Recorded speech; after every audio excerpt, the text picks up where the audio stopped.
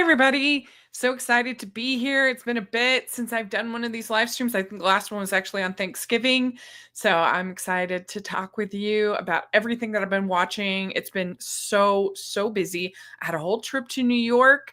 So I'll have something to talk about there as far as stage. But I've also just had tons of movies that I've been watching. Because I've been trying to get ready. I submitted this morning my nominations for Utah Film Critics Association, our annual awards. So I need to be ready for that. I have a bunch of other organizations that I'm members of that I'm going to be submitting in awards. They already did the Hollywood Creative Alliance, I guess is the name. I already submitted for that. That's already happened. So I am basically done my main awards watching thrust. There might be a few if something gets nominated that I haven't seen that I catch up on, but I'll be starting working on my best and worst and other year-end videos. I'll be starting work on that next week. And so that should be a lot of fun, and it's kind of nice because this week in between Christmas and New Year's, I basically have like nothing going on. The Hallmark movies are done. Christmas movie season is done. The award season, movie season, for the most part, is done. So I get a little bit of break. I get 2 weeks off of this part-time job. So that's nice. There's not a lot of theater during that time, just a little bit of a break, which I'm happy about.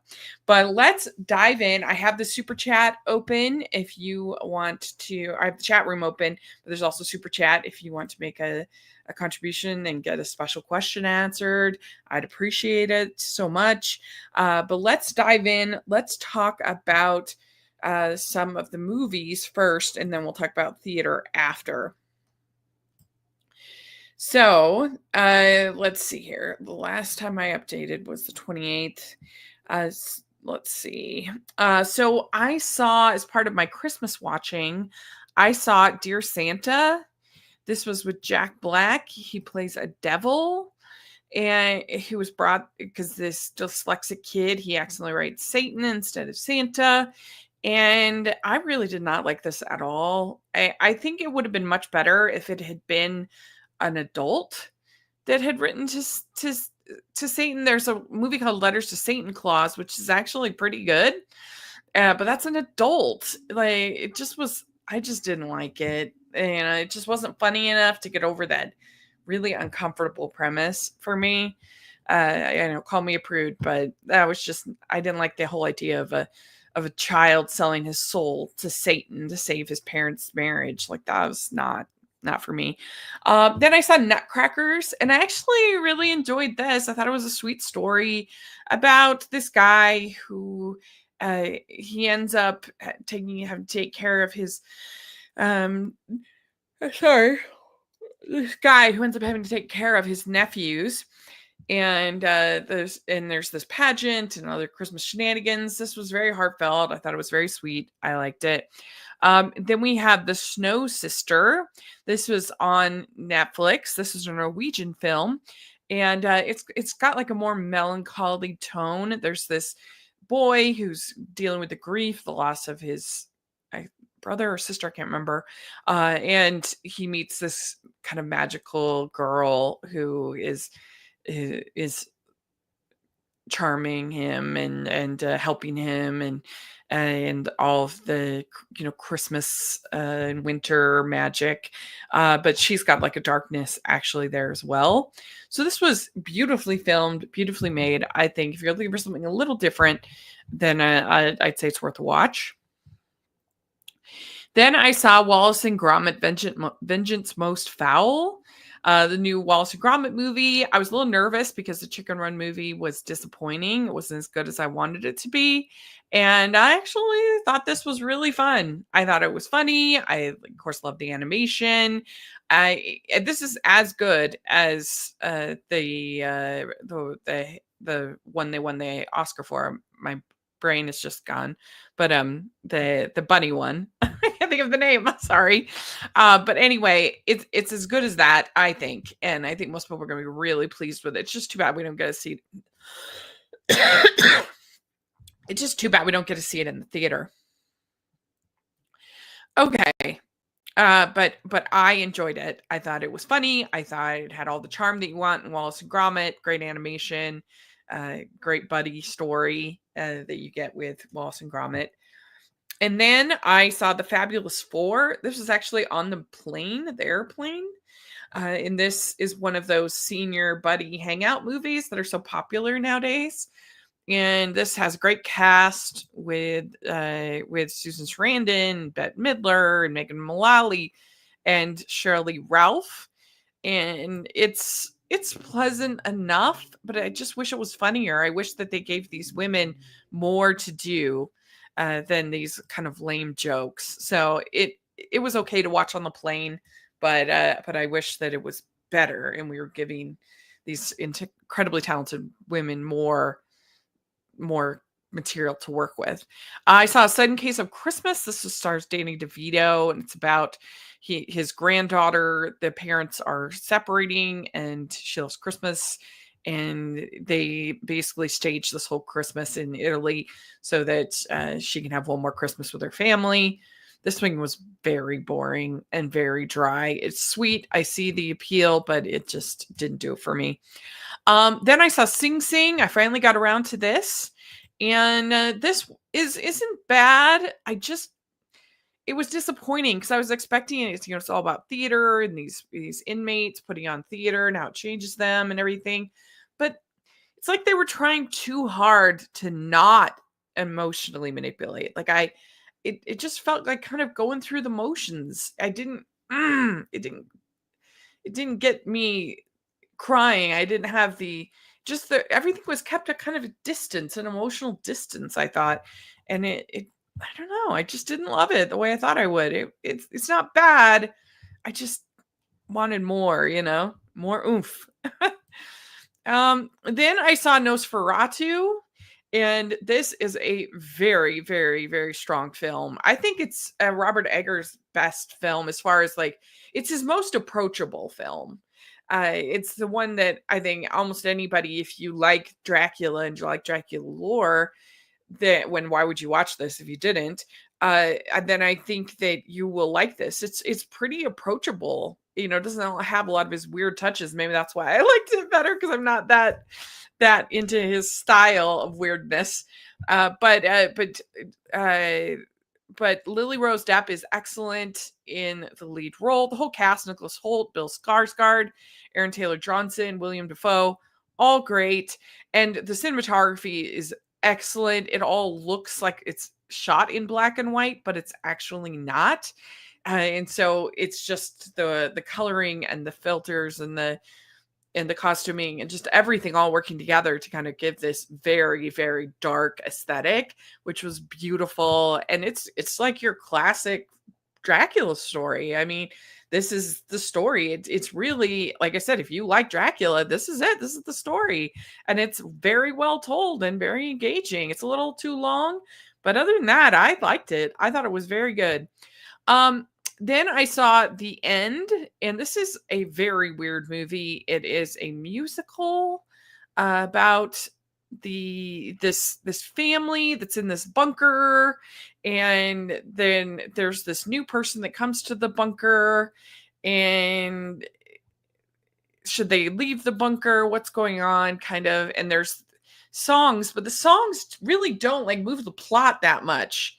And they're not that memorable or that entertaining. They all just felt kind of like an excuse. It felt kind of like a gimmick to me, these songs. And I'm so bummed because I really didn't like any of the odd, strange musicals for this year. I haven't seen Better Man yet, but I didn't really like any of them. And I thought that I would, because I like odd, strange musicals. I like musicals a lot. And but none of them really did it for me this year. And so that's disappointing. But this one, it just I was just kind of like, what is happening? I don't care about any of these characters. I don't like the songs that much. So I was just pretty bored by it. Then we have Lord of the Rings, The War of Rohirrim. This is serviceable if you like high fantasy stories with legends and wizards, and and you could say, of course, that's Lord of the Rings. That's what Lord of the Rings is. But like there's such a core and heart and soul to the Lord of the Rings movies, the three main ones, that it works for me. I normally don't like that kind of storytelling. It's just normally not for me. But like the fact that the ring is the good and evil, and you have these pretty innocent hobbits being trusted with the ring, and it just makes everything, gives it this moral weight that makes it work, I think, better than these stories usually do for me. And that's why the Hobbit movies don't work for me. They're very boring to me because there's no moral heft to them. There's no thrust for the story. It's just an adventure, and I'm just not that interested in that. This is more sort of your generic battle, battle anime, high fantasy story. They just give it like a Lord of the Rings skin on it. They just have like mentions of Gandalf or mentions of Saruman, and these different things from Lord of the Rings. But they're missing that like weight of that makes you invested in what's happening. It makes you care in the Lord of the Rings movies. And this character, she's fine. Hera, I think Hera, she's fine. She's like, if you love this kind of story, you'll probably like it. But I guess I was hoping that this would be a nice gateway for people that don't like anime. They would be able to watch this and be like, well, maybe I do like anime because I like this, and I like Lord of the Rings. But it really wasn't that. Like I just, it was just too bland that I don't think it will win over anime fans, and I don't think it'll win over Lord of the Rings fans. It should just be like easily forgotten, which is a bummer. I was hoping maybe it might be kind of like a Lord of the Rings take on Princess Mononoke, and how like bold and interesting that movie is, and the characters are, and they're a little bit hard to figure out, and what's going on, and it's got this like weight with this environmental message and everything. And so I think I was hoping for something more like that, where this is just like people battling it out that I don't care about or have any investment in. There's no like sense of right and wrong and what is being fought over, that I could get invested in. So this one was a disappointment. I was hoping it would be better than it was, but it really wasn't. So too bad. Then I saw Mufasa, the Lion King. And this, I guess if you liked the 2019 live action remake, then you'll probably like this. But I don't think it looks near as good as that film. I haven't seen that one for a long time. But I thought it had all of these fisheye perspectives, and I was like, so they should have put this in 3D, because it was like I was kept getting the same shot over and over and over again. And the villainous white lions looked so bad. It looked like they just hadn't been, it wasn't that they looked white, looked like they hadn't been colored in yet. It looked strange. And oh, it looks like says I'm seeing it today. I was seeing it 3D. That's smart. I really think that fisheye perspective will look much better, and it'll pop more in 3D. So I think that is smart. I think that the songs are fine, but they don't feel necessary. They, like in the original Lion King, where they feel like you're part of the kind of the narrative and you need them. I don't know. They just felt like you could easily just take them all out and it would make no difference. So, they're fine songs for what they are. The story, it's kind of a bore, but and there's lots of winks to the original film, which you'll either like and think, oh, that's fun, or you'll be annoyed by, kind of like with the Lord of the Rings movie. There's some that are pretty groan worthy. There's a lot of time spent in the snow. But it is what it is. It was not for me. Let's see. I'm not really excited about it, but my parents couldn't agree on Sonic 3 or Gladiator 2, so this is what they settled on. That's funny. I like that Lion King is the is the midway point between Sonic and Gladiator 2. That's funny. Well, I hope you enjoy it. Wasn't for me, but I really didn't like the 2019. So there, what are you gonna do? Okay, so let's talk about Sonic the Hedgehog 3.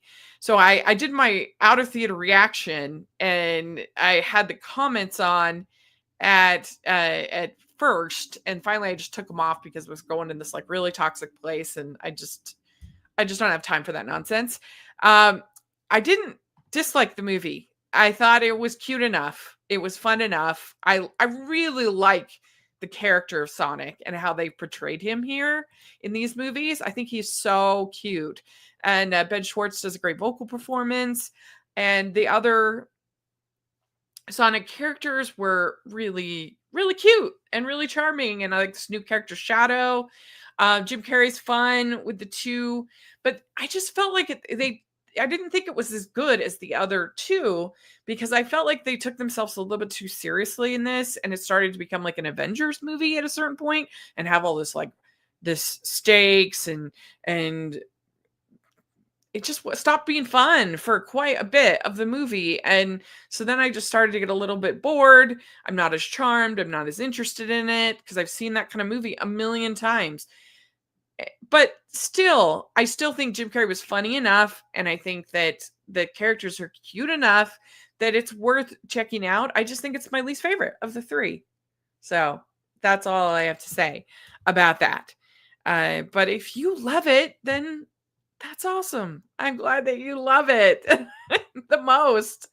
But yeah, so there we go. Let's see here.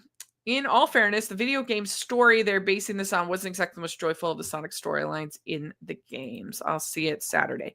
Fair enough. I mean, I'm just judging it as a movie, so it just felt like, why did this have to become a Marvel movie?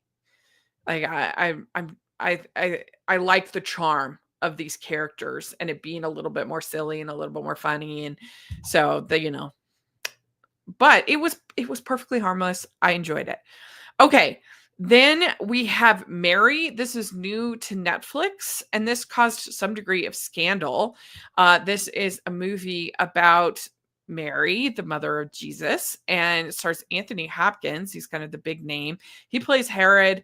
He's giving it all, like all the villainy that you could want out of a Anthony Hopkins portrayal of Herod is there.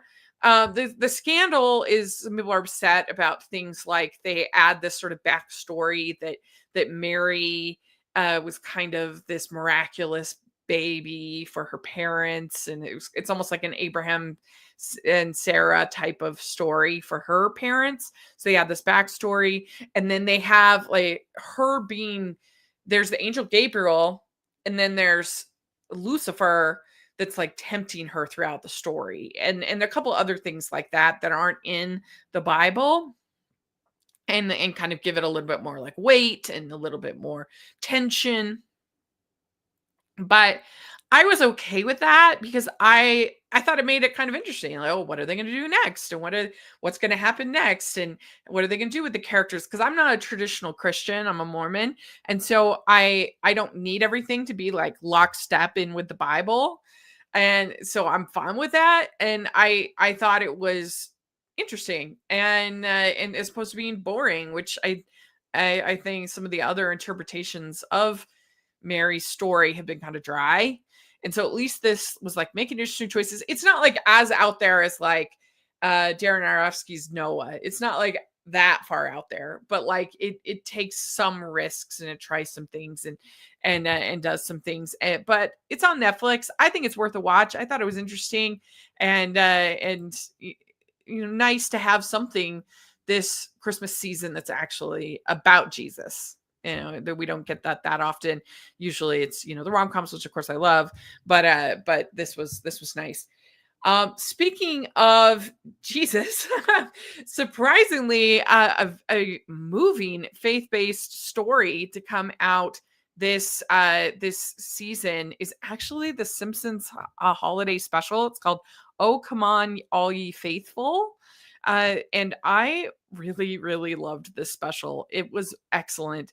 Let's see, we got a comment. Haven't seen Mary, but I will say that in a year where a Christmas movie stars Jack Black as Satan, somehow Red One is the weirdest Christmas movie I've ever seen. Yeah, Red One was not great, and I really didn't like Jack Black as the Jack Black as Satan movie. But yeah, Weird One, Red One could have been, could have been, but sadly. Okay. But oh come on, all ye faithful. This is the Simpsons special. And it's really quite good. It starts out with this guy who I guess is over in England that's like a hypnotist, mentalist guy. And he hypnotizes Homer, and Homer believes that he's Santa Claus. And so there's this whole thing, and seeing everybody like kind of believe in Homer as Santa Claus and seeing and that then that be taken away, it kind of makes Ned Flanders start to question his own faith and like, how can I believe in this being, and am I being manipulated like all these people are being manipulated about Homer and Santa?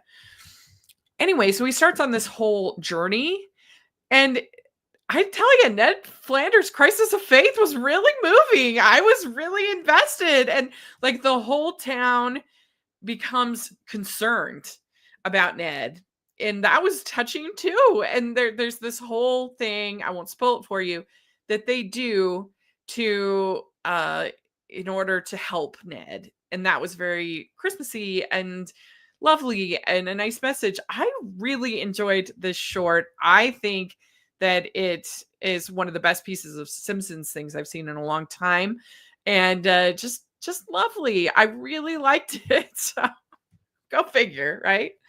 Let's see. Is it worth subscribing to Disney Plus for those who want to see it? And Ned Flanders has always been a good representation of Christians in a show where religious figures are shown to not be trustworthy. Yeah, I agree. And somebody that you root for. You're rooting for Ned. I mean, he's lost his wife died. Like, he's had all these hard things happen to him. And so, yeah, I think that that's true. I would say maybe if you're a Simpsons fan, I would say, yeah, sign up. Get one of the bundles, sign up for a couple months and watch the Oh Come On, All Ye Faithful. I mean, it is being broadcast, I believe, on, so if you have television, network television, I think it is or did get broadcast. It might come again. I don't know. So you might want to check that as an option as well. I don't know. And his wife dying was completely Homer's fault. Yes, that's right. So there we go. That's Oh Come On, All Ye Faithful from, and you might check, maybe they might have, some, I don't know if they have, you can purchase or rent, or I don't know if that's an option. But anyway, so then I saw Hard Truths, and this is the new film from Mike Lee, and it stars Marianne Jean-Baptiste, and she plays this woman named Pansy, and she is a very bitter, angry woman who is just very difficult. And the only way I can think to describe this movie is kind of like a female version of Gran Torino, but not as funny as Gran Torino. It's more unpleasant.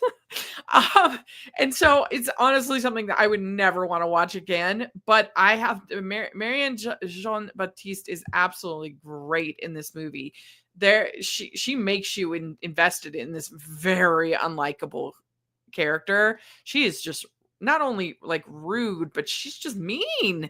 She is mean to everybody, and it's such a good performance, and it's so authentic that it does get you through a lot of it. And there's a scene where she cries, and it was one of the best crying scenes I have ever seen in a movie. I mean, she is incredible. So if she gets nominated for Best Actress, she deserves it. She is absolutely great in this movie. That's not really my jam. This kind of like, I mean, I do like Gran Torino, but this just being so mean. I don't just not really for me.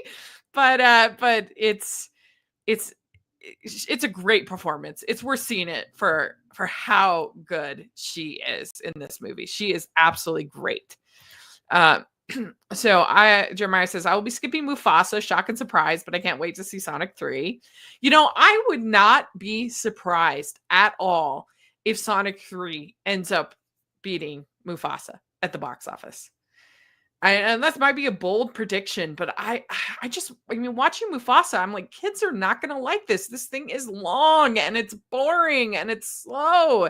It has almost no comic relief for for kids that they're gonna like and they're gonna laugh. I mean, at least like the original had a Can't Wait to Be King and a Hakuna Matata, and it had those heavier themes, but it had quite a bit of humor. It had the hyenas. It had a lot of laughs. This is it's just slow. I don't think that kids are gonna like it. I think they're gonna like Sonic a million times better, and they're gonna want to go see it much more. Let's see there.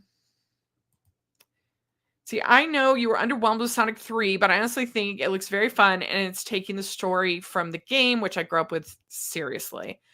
I wouldn't say I was underwhelmed by it. It's just my least favorite of the three. I think that's fair to say. I liked the other two better. I still recommend it. It just wasn't as fun. It wasn't as charming as the other two. But again, I don't have any investment in this franchise at all or the games. I've never. So that's totally understandable if you're coming from your experience and you have that attachment and it all makes sense to you. I'm just saying I liked the second one is my favorite of the three. So there we go. Okay. Well, I mean, Sonic 3 is coming off two good movies where Mufasa is following a movie that was very successful, widely liked by audiences. Yeah, and I don't know, maybe it's just because one is Disney and it has this gravitas. It feels like, well, of course that one's going to do better, but I don't know. I mean, and you look at the sequels to these live action remakes, none of them have done that well. That they've done. The Maleficent sequel didn't do that well. Alice in Wonderland sequel didn't do that well. And obviously, like, Lion King is different than those, but still, I kind of think that maybe Sonic will do better than Mufasa. I don't know. Well, it'll be interesting to see. It'll be interesting to see what people have to say. Let's see. No member berries in those movies. Yeah, I mean, I could tell in watching Sonic that there were moments that people in the audience that knew the games and stuff were getting real excited and like, oh, they knew that character or that, line or things that Shadow did and whatever, which is fine. Like, that's totally fine. But yeah, I mean, there's some real cringe ones in Mufasa, real cringe ones. I won't spoil them for you, but yeah, pretty bad. So, okay, let's keep going. Then I saw a movie called Red Rooms, and this is a movie that you might see in the international Oscars conversation or nominees, and it is a French film, and it's how do you describe this movie? Let's see. So I'll just read you the high-profile case of serial killer Ludovic Chevalier has just gone to trial, and Kellyanne is obsessed. When reality blurs with her morbid fantasies, she goes down a dark path to seek the final piece of the case's puzzle. So this movie is a lot like Anatomy of the Fall, but not without like the marriage component. But as far as like breaking down a case, and it's got that true crime kind of element to it. It is very dark, but it is extremely well made, extremely well acted, and so I would recommend checking it out. It's definitely worth a watch for sure. Red Rooms, it's called. Okay, let's see here. Oh, it sounds like a comedy, like Nora in May December. Yeah, right. Yeah. Okay. Then I saw The Room Next Door, And this is by the famed filmmaker Pedro Almodovar. And I always look forward to his films. He's done some incredible films over the years. And if you haven't seen All About My Mother or Voltaire or Parallel Mothers from a few years, Talk to Her, great. He has some just wonderful films. And he always has just this really cool aesthetic to his films. And he likes to play with kind of gender and gender roles and do some interesting things. So he's always somebody that that is worth checking out and worth looking at his movies, and this is no exception. It's I'll just read it. It says Ingrid and Martha were close friends in their youth when they worked together at the same magazine. Ingrid went on to become an auto fiction novelist, while Martha becomes a war reporter, and they were separated by circumstances of life. After years of being out of touch, they meet again in an extreme but strangely sweet situation. So this stars Julianne Moore and Tilda Swinton, and it's about this friendship between these two women, and it feels so authentic. These two feel like friends. They have that chemistry as friends. I love friendship stories, and I definitely bought their like relationship, and I was interested to see where it goes, what happens.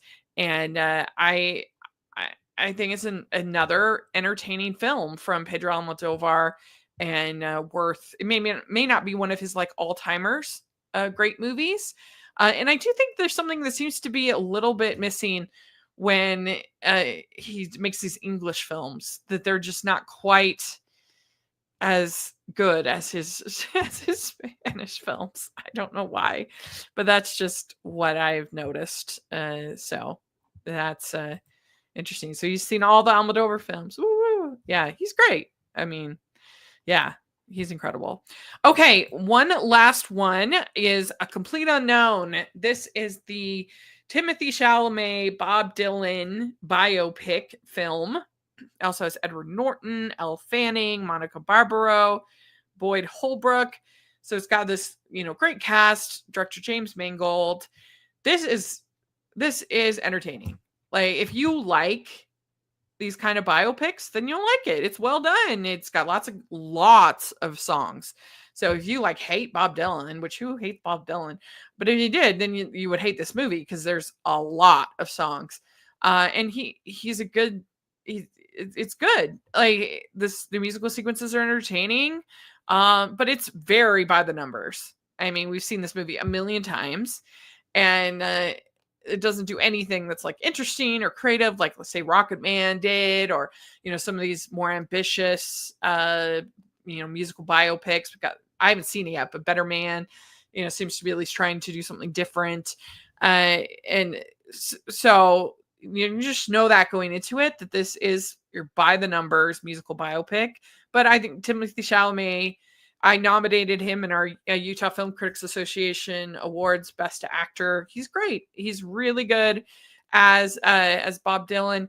I mean, there was that movie, I'm Already There, I think is what it was called, or something like that, where they had different actors all portraying Bob Dylan, including Cate Blanchett. And that was really interesting. And that was kind of trying to do something creative. And that's not this movie. This movie is your standard entertaining biopic, Bob Dylan. And so, it just depends on if that's appealing to you, if that's what you want to see. It's too long. I wish it was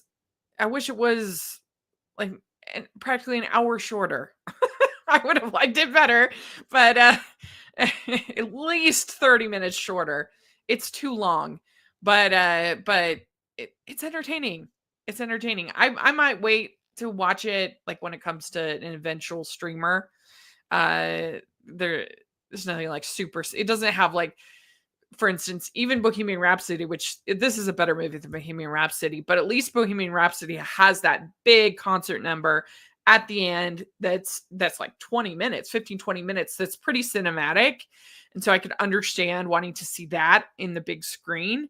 Whereas this is, it just doesn't really have any cinematic moments like that. It's more you'll be fine watching it at home. So let's see here. I certainly don't hate Bob Dylan, but personally, I'm not a big enough fan to see a by the numbers biopic of him. I kind of don't quite get it. He's definitely really good, but musically, he doesn't do much for me.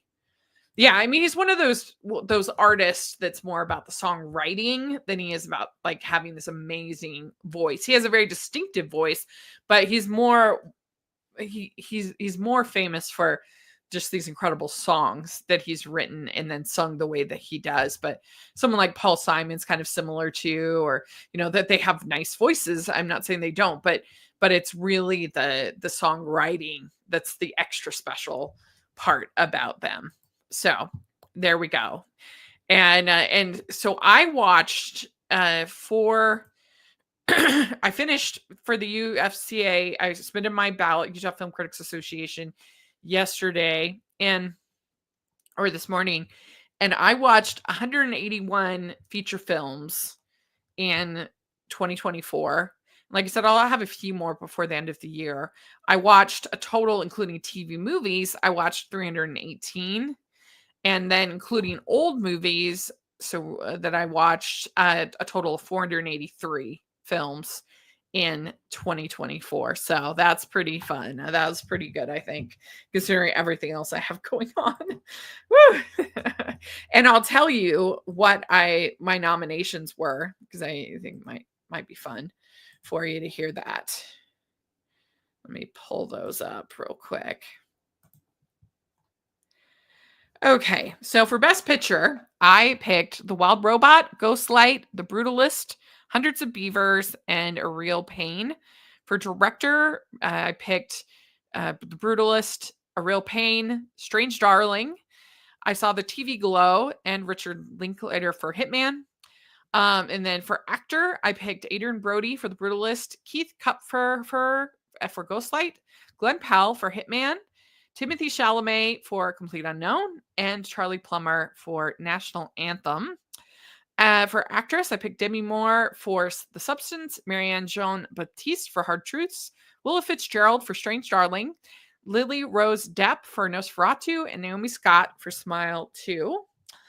For supporting actor, I picked Kieran Culkin for Real Pain, Guy Pearce for The Brutalist, Michael Fassbender for Kneecap, Kyle Gallner for Strange Darling, Bill Skarsgård for Nosferatu, and for supporting actress, I picked Catherine Mullen Kupferger for Ghostlight, Yoko Narahashi for Touch, Ariana Grande for Wicked, Felicity Jones for The Brutalist, and Bridget Lundy Payne for I Saw the TV Glow.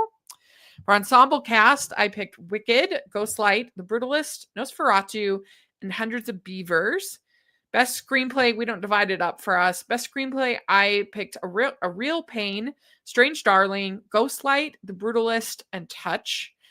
And then cinematography, I picked The Brutalist, Hundreds of Beavers, Nosferatu, Maxine, and Touch.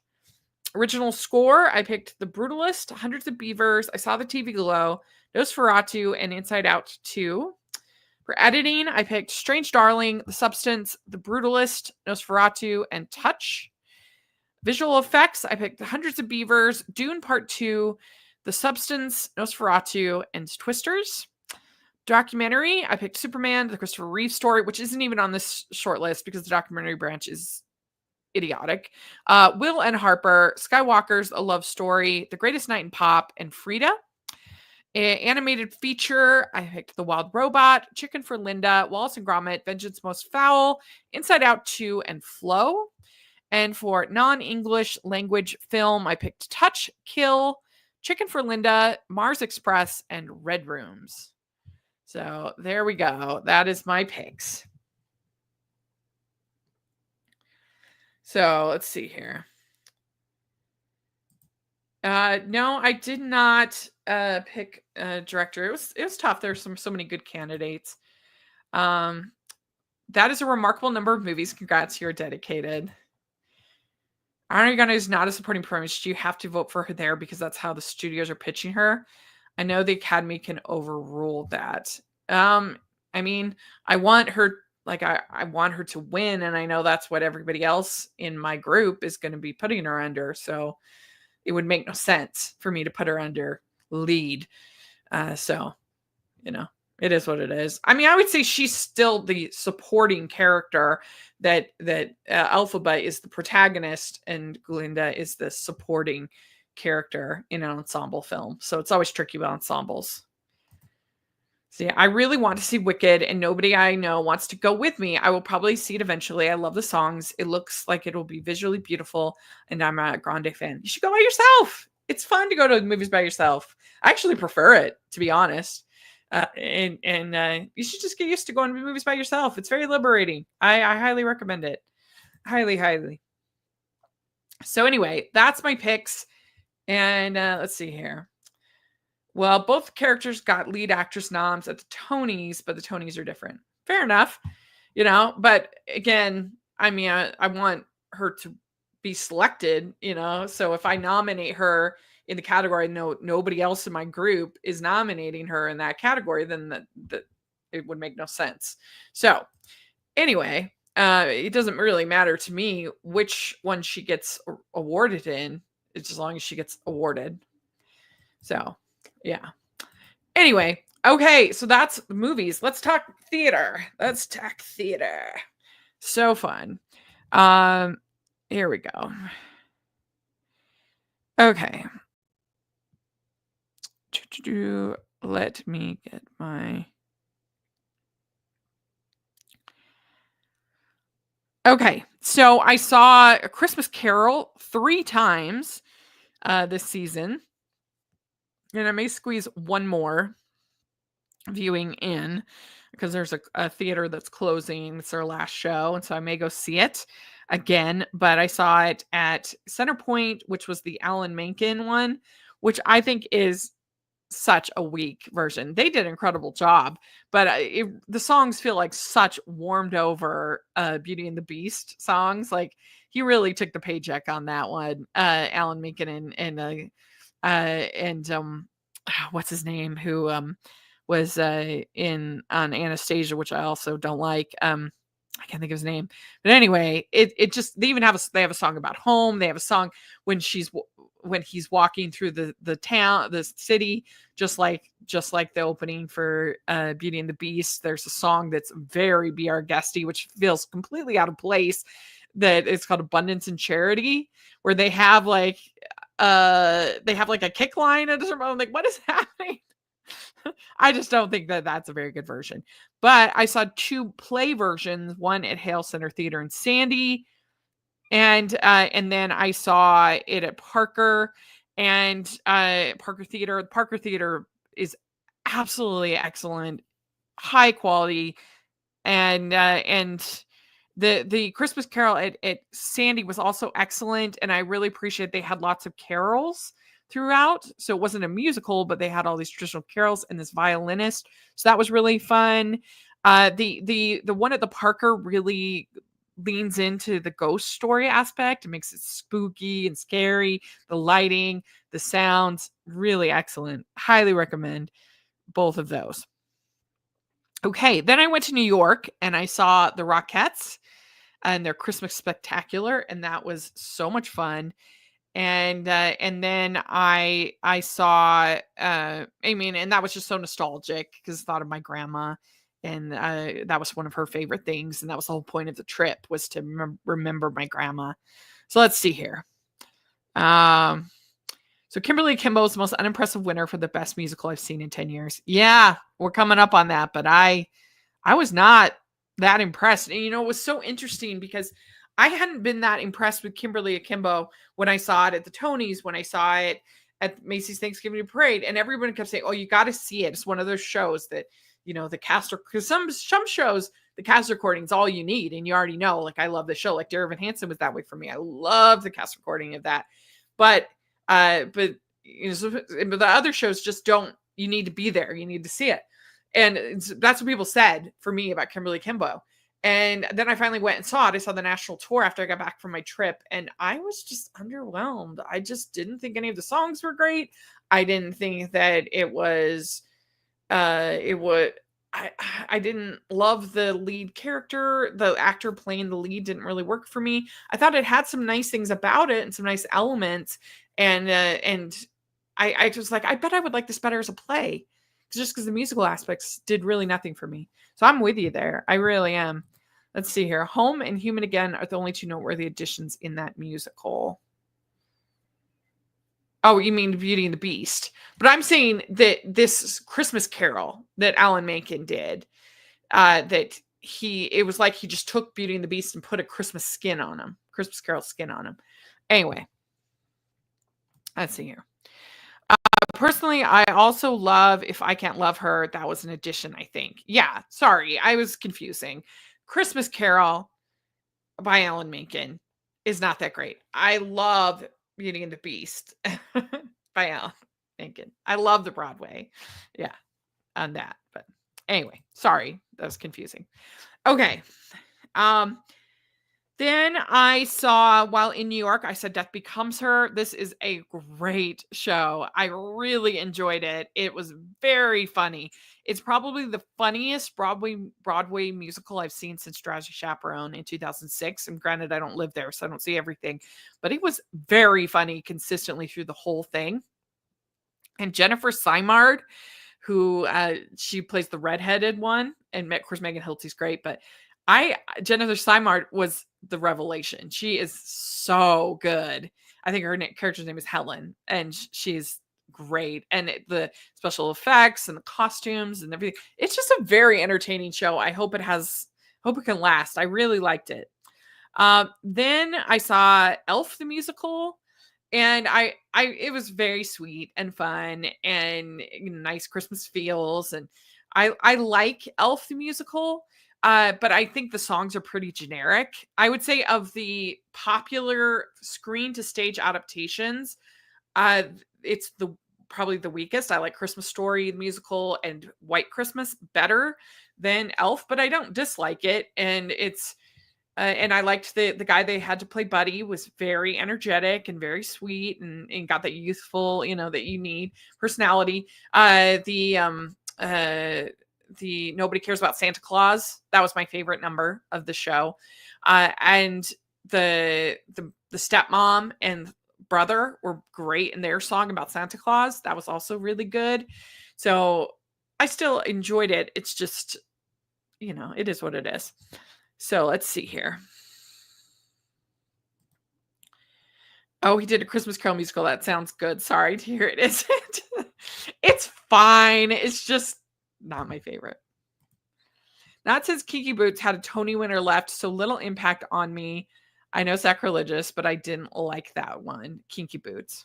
Okay, fair enough. Dude, I just watched Sonic 3. It's so good. I can't wait for 4 in 2027. Awesome. I'm so glad you enjoyed it so much. That's great. Okay.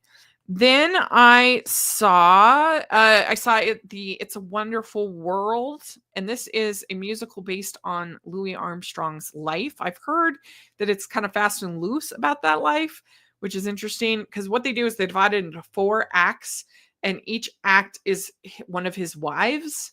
And I guess that's where it gets kind of murky because it's not so clean cut. He's with them for different time periods or whatever.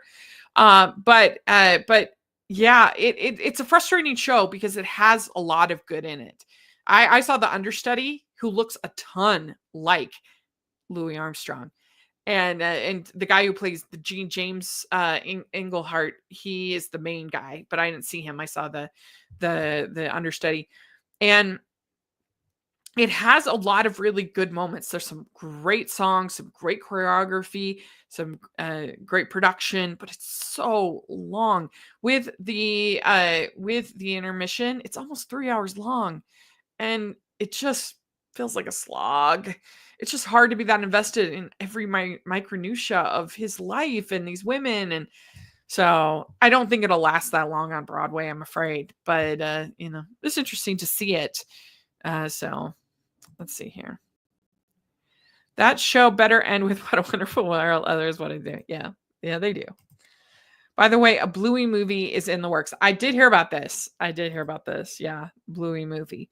Okay, then I saw the last show that I saw was Drag the Musical, and this is off Broadway at the New World Stages, and it's actually pretty sweet, and it had Joey McIntyre and a bunch of stars from RuPaul's Drag Race, and I know a lot of people are huge fans of that show, and it's cute, it's funny, it's too long, especially with no intermission, and it wasn't like uproariously funny. Like I've seen things at that stage. I saw the Dracula comedy there, and of course the play that goes wrong, very funny. This is not like that, but it's sweet and a nice, message, and it's enjoyable.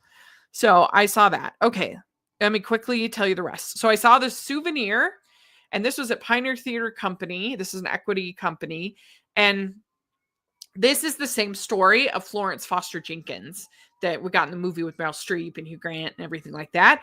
And that movie is a little more melancholy in tone because there's this relationship between Hugh Grant and Florence, the character, that is explored a little bit more. And that's true to like life. That was their marriage, or common law marriage. And so whereas this feels a little bit more tender, a little bit more sweet, a little more comedic, and and you don't know, like, does she understand that everybody's laughing at her? Like, it does, that everybody thinks she's the worst singer they've ever heard. And it was kind of interesting to watch it because you think about now, we watch things like Rebecca Black or William Hung, or these people, like we're still making fun of bad singers now. And would Florence Foster Jenkins, would she be on American Idol today? She was young enough. And that was kind of interesting to think about, that there's always been an appeal for this kind of mocking of an appeal, but Florence knew that, or did she know it? That's interesting. So I enjoyed it. Very well acted, and it's still playing. I think there's 4 more performances. So if you're in Salt Lake, I would definitely check it out. Then I saw The Best Christmas Pageant Ever, the musical, and I was curious to see the musical. I got seated in this place where there was a wall. I could, like, half of the stage, I was looking down, I couldn't see half of it, so that was annoying. But the music was completely forgettable. I would just say, don't go see the musical. Just see the one act play, which is so charming and so lovely. Don't worry about the musical. Then I saw Kimberly Kimball, which I already talked about. And I was just underwhelmed. I just didn't think it was that good. I just didn't love the songs.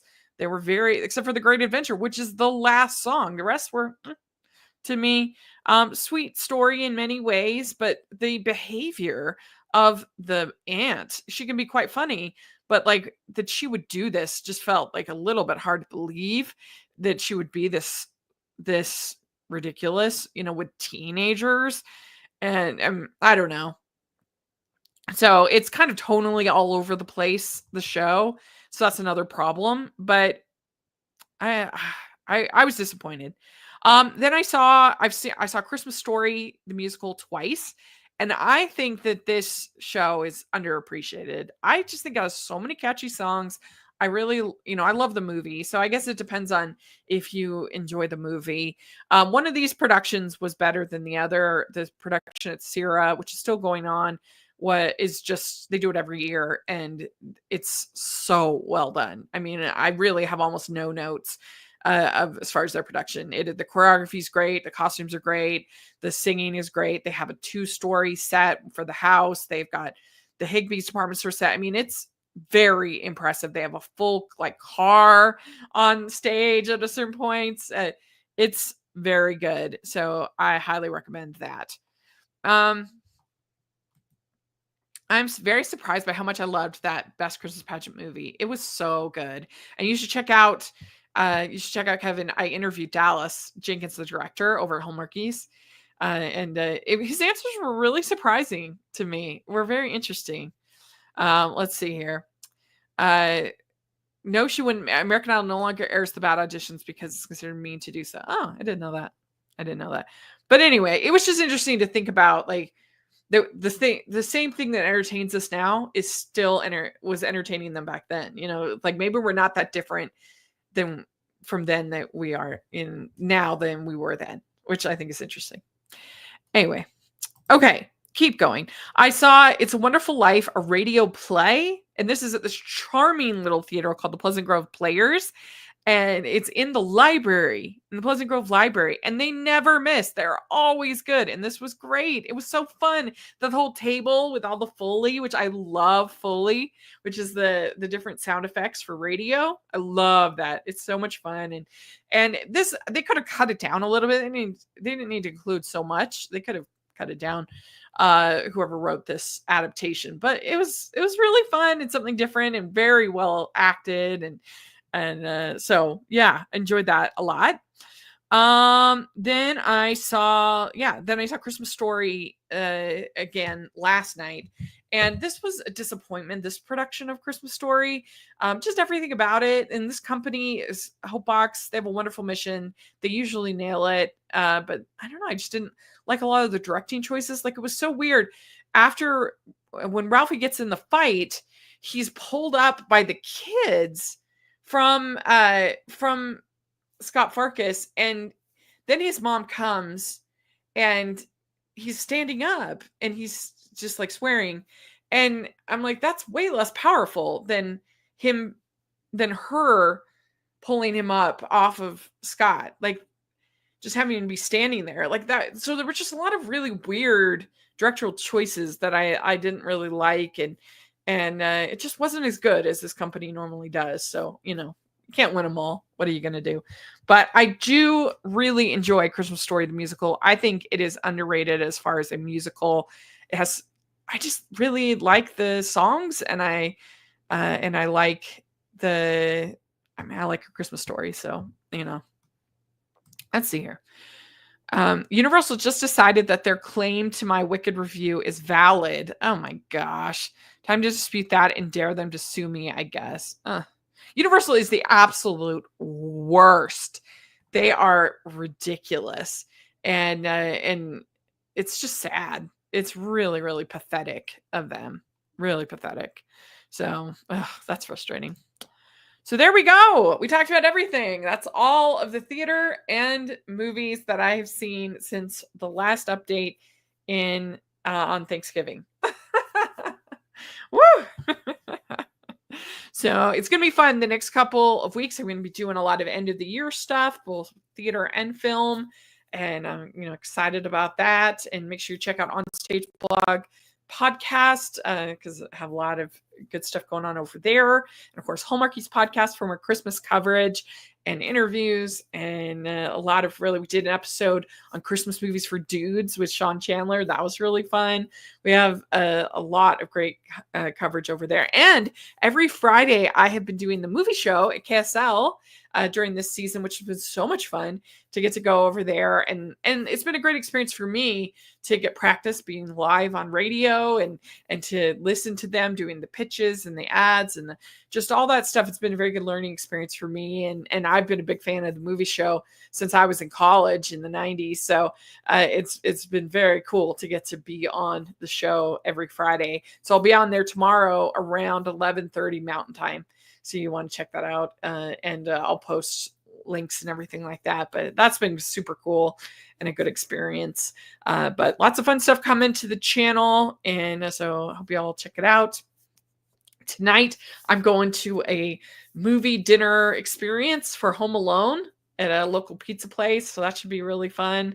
So I'll tell you all about that. And there we go. I think we got everything. But thanks for checking in and commenting and everything like that. And I hope you're all doing well. Merry Christmas. Bye.